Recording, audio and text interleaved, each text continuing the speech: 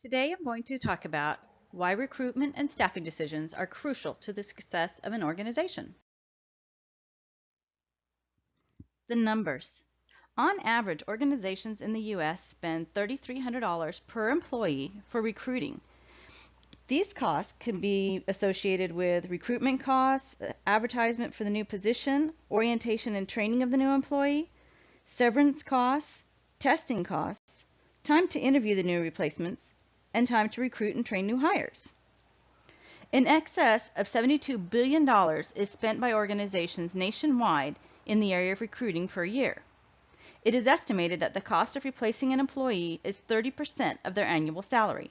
This number can increase to well over 100% of the salary if the employee is upper management or an executive.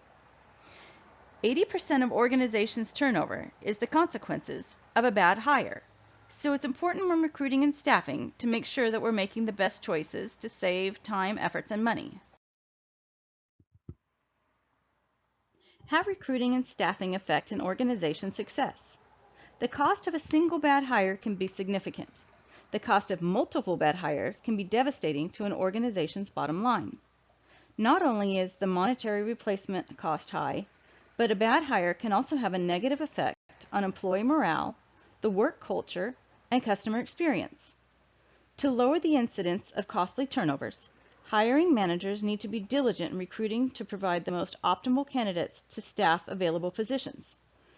By investing the time to properly format the job postings, the interview process, and the hiring procedures, money and time can be saved in the future, resulting in a better return of investment for each new hire. What is recruitment? Recruitment is the process of attracting individuals with the right skills, in sufficient numbers, and at the appropriate times to apply for the available positions within your organization. With an estimated 40% of the workforce retiring within the next 10 years, the process of competitively recruiting to attract the highest quality of candidates to your organization is going to become extremely important. Recruiting has one of the highest rates of returns per investment, so it's only wise that we want to know why we are recruiting to understand how to do it best. The purpose of recruiting is to provide qualified applicants for human resources to choose from to fill our staffing needs. We also want to discourage applicants who are not qualified or a good fit from applying. We want to attract a diverse demographic of applicants to choose from for our staffing decisions. We also want to promote the organization and attract the right applicants to apply that will be the best fit. There are two primary methods of recruiting. One is internal and the other is external. Internal recruiting includes the actions intended to bring the attention of a job opening to potential candidates within the organizations already. External recruitment includes the actions tended to bring job openings to the attention of potential candidates outside the organization. Internal recruiting includes transfers, promotions, employee recommendations, retrained employees, and department reorganizations. External methods, some of them but not limited to, are employment agencies, personal applications, management consultants, advertisements, college placement offices, trade associations, job fairs, cooperative internships, and union organizations. There are advantages and disadvantages to both methods of recruiting. Some of the advantages to the internal recruiting are that the applicant would not need to be oriented. They are already familiar with the company. It's far less training. They already know the company processes, their vision, and the way of doing things. It usually ends up leading to improved productivity also when you recruit from within. You tend to have a higher motivated staff. If a person feels that they'll be rewarded for their dedication and hard work, they're more likely to take ownership of the position and to put forth their best efforts to be recognized when it comes time to being promoted. It also improves morale. Because you're rewarding their behaviors and their good talent, when you promote from within, You get a culture of loyalty and stability.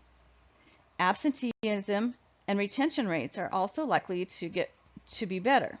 It provides for a greater return on time and resources that you invest in each employee.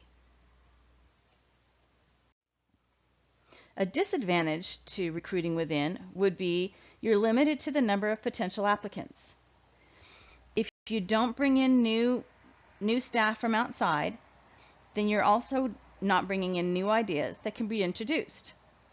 It may also cause resentment among candidates who are not appointed over those of their colleagues who are.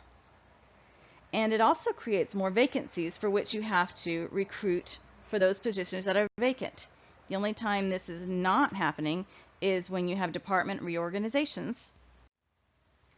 Some advantages to the external recruiting would be if you bring in those from the outside, a lot of times you are getting fresh and new ideas. You also have a much larger pool of workers for which to find the best talent and candidates. And people have a wider range of experience to choose from. The disadvantage is it's a longer process, so it costs more because the process you have to advertise and interview, test, and training, and the selection process may not be effective enough to reveal the best candidates. What is staffing? Staffing is the process of filling a vacant staff position by appointing the right personnel to the right job at the right time. It's important to make good staffing decisions because there are organizational consequences of bad staffing decisions.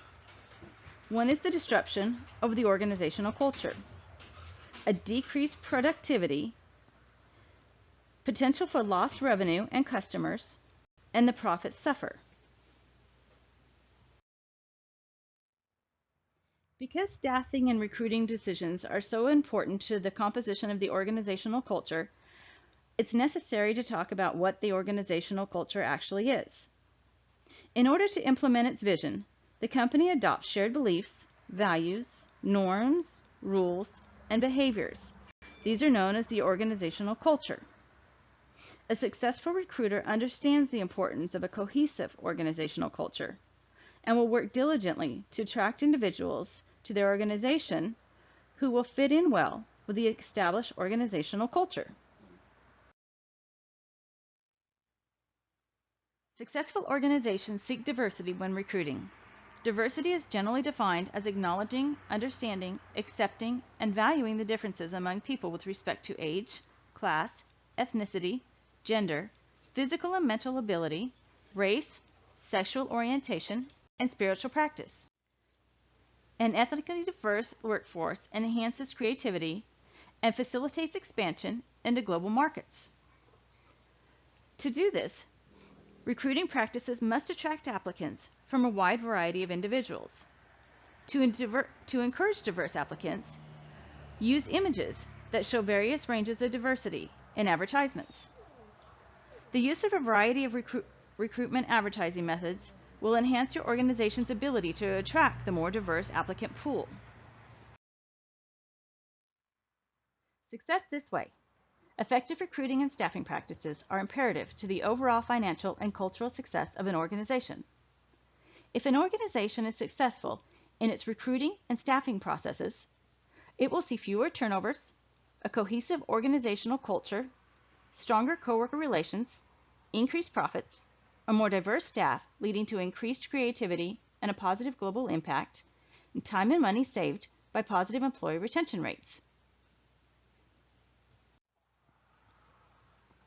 All of these factors added together add up to a more successful organization.